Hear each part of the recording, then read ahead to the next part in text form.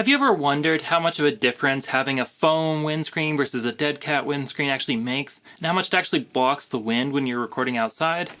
Well, I definitely have, so I decided to test it and figure it out. So we have a setup here to test this. I've got my microphone set up, and I'm going to test a couple other microphones. I've got my fan, which is going to blow at a constant rate, and we're going to compare what it sounds like without any kind of wind protection, and then foam and dead cat wind protection for this and two other microphones. But this position is kind of uncomfortable, and I probably don't sound amazing because all my microphones that are here are set up for this.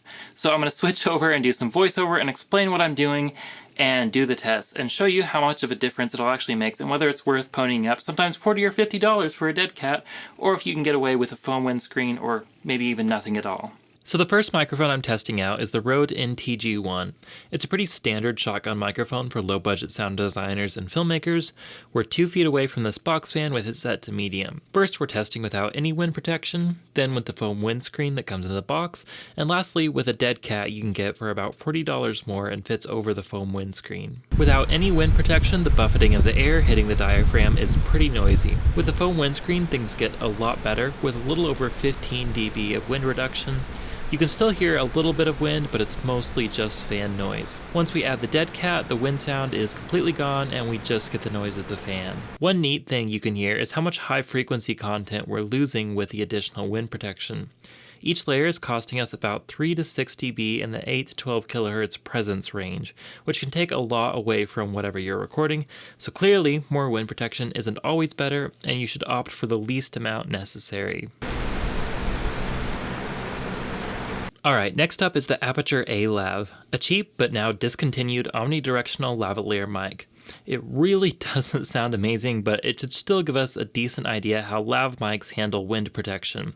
The A-Lav came with both a foam windscreen and a massive fluffy dead cat in the box. Even without any wind protection, the mic actually sounds alright with just a bit of wind sound.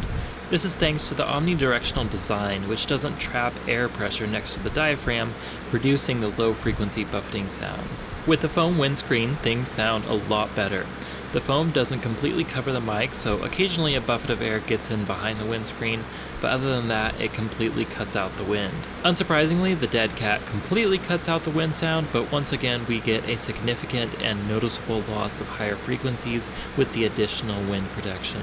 Lastly, we have a Zoom H2N, which is representative of a typical stereo field recorder from the likes of Zoom or Tascam while recording in stereo XY mode. The recorder doesn't come with any wind protection in the box, but you can get the foam windscreen in the $40 accessories pack, or the dead cat on its own for about $25.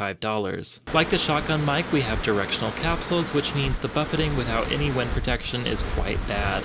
With the foam windscreen, the wind noise is still there, but it's much more under control. Like both of our examples before, the dead cat completely eliminates the wind noise, but comes with the trade-off of high frequency loss. So what's the takeaway?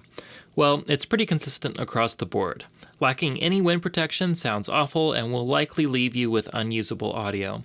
A foam windscreen cuts out almost everything but isn't quite perfect and may require you to get some extra takes for a clean one.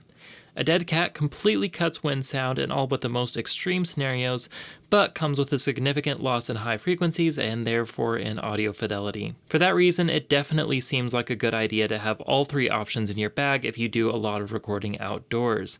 A foam windscreen should cover you in most scenarios, and if not, you can grab your dead cat, knowing you'll lose a bit of high end, but won't have to deal with wind noise. Anyway, that's it for this video. If you liked this video, if you found it useful, hit that like button. If not, feel free to hit the dislike button. If you have any questions or comments, feel free to leave those down in the comment section down below. As always, if you want to see more videos like this one, definitely hit that subscribe button.